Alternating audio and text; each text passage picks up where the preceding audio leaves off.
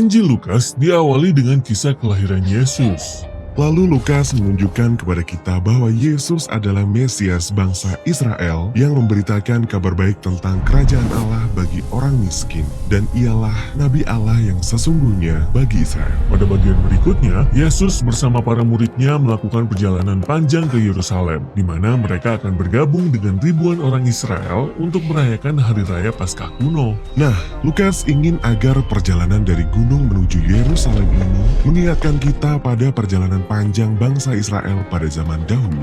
Bersama Musa, mereka berangkat dari Gunung Sinai menuju ke Tanah Perjanjian. Dan di kemudian hari, Raja Daud menetapkan Yerusalem sebagai ibu kota mereka. Jadi di sini, Lukas menggambarkan Yesus sebagai Musa yang baru, yang memperbarui perjanjian Israel dengan Allah, dan sebagai Daud yang baru, yang mengumpulkan orang-orang untuk hidup menurut perintahnya.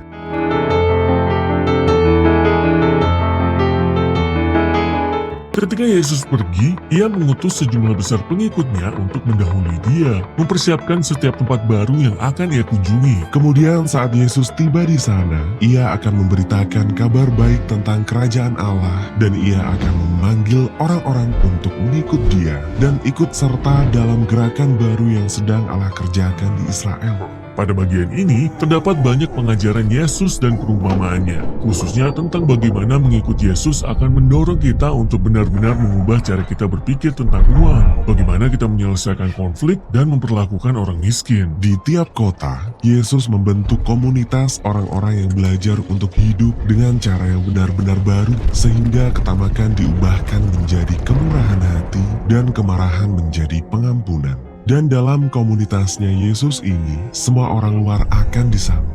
Ya, kabar baik bagi orang miskin. Itulah salah satu tema utama Injil Lukas. Ya, kita akan banyak menemukannya pada bagian ini. Orang-orang yang tersingkirkan ia sembuhkan, para pelacur yang terhina ia jangkau, para pemungut cukai ia rangkul. Mereka inilah umat kerajaannya Yesus. Lalu para pemimpin agama Israel mulai mengamati dan mengkritik Yesus. Jika ia benar-benar Nabi Allah, mengapa ia menyambut orang-orang berdosa dan makan dengan mereka?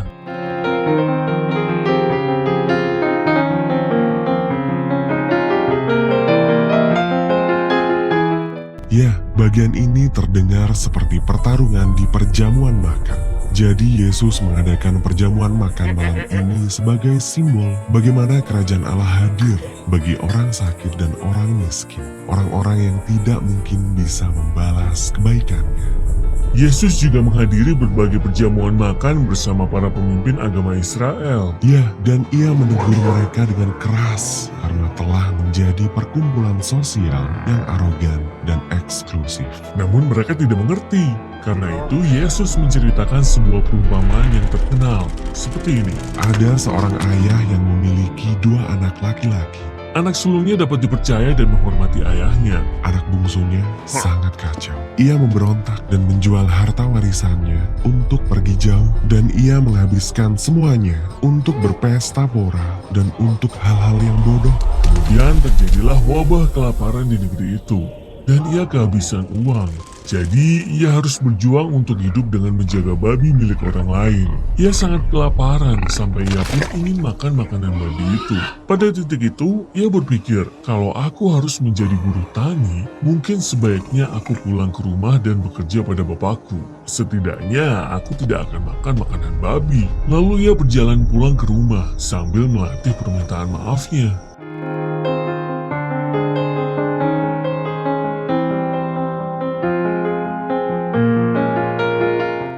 Di sisi lain, ayahnya yakin kalau anaknya tidak akan selamat dari wabah kelaparan. Tetapi suatu hari, ia melihat seseorang berjalan dari kejauhan. Itu anaknya, ia tidak mati. Lalu ayahnya berlari kepadanya, lalu merangkul anaknya dan mencium dia. Kemudian anaknya mulai berkata, "Bapa, aku tidak layak menjadi anakmu. Mungkin aku masih boleh datang dan bekerja untuk Bapa." Namun sebelum anaknya selesai berkata-kata, ayahnya memanggil para pelayan untuk membawakan jubah yang terbaik, sandal yang baru, dan cincin yang indah untuk anaknya. Mereka menyiapkan makanan yang terbaik untuk perjamuan. Ini waktunya untuk merayakan. Kemudian malam itu, kakaknya pulang setelah bekerja seharian di ladang, dan ia mendapati adiknya si pecundang yang lama terhilang telah kembali pulang. Dan mereka merayakannya. Maka marahlah dia. Coba pikirkan, sudah bertahun-tahun ia setia kepada ayahnya, tetapi tidak pernah ia dirayakan seperti ini. Tetapi ketika anggota keluarga yang memalukan ini pulang, mereka malah merayakannya. Menyebalkan, ia tidak mau ikut dalam perayaan itu. Lalu ayahnya menemui si kakak di luar dan berkata, Anakku, engkau sudah berada dalam keluarga kita. Segala kepunyaanku adalah kepunyaanmu. Namun, kita patut merayakan adikmu, karena ia telah hilang, tetapi sekarang ia didapat kembali.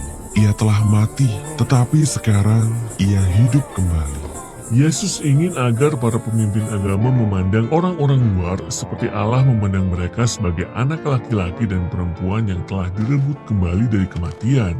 Komunitas kerajaannya Yesus terbuka lebar bagi semua orang. Satu-satunya syarat masuk adalah dengan merendahkan diri kita dan menyadari kita butuh belas kasihan Allah. Jadi, penolakan para pemimpin agama terhadap Yesus dan pengikutnya sebenarnya merupakan penolakan mereka terhadap Allah Israel. Para pemimpin agama tidak menyukai semua ini. Jadi ketika perjalanan Yesus hampir berakhir, konflik itu sudah sampai pada puncaknya. Ya, Yesus sedang menuju ke Yerusalem untuk merayakan Paskah ketika mereka bersekongkol untuk membunuh dia. Dan inilah yang akan dibahas pada bagian berikutnya dalam Injil Lukas.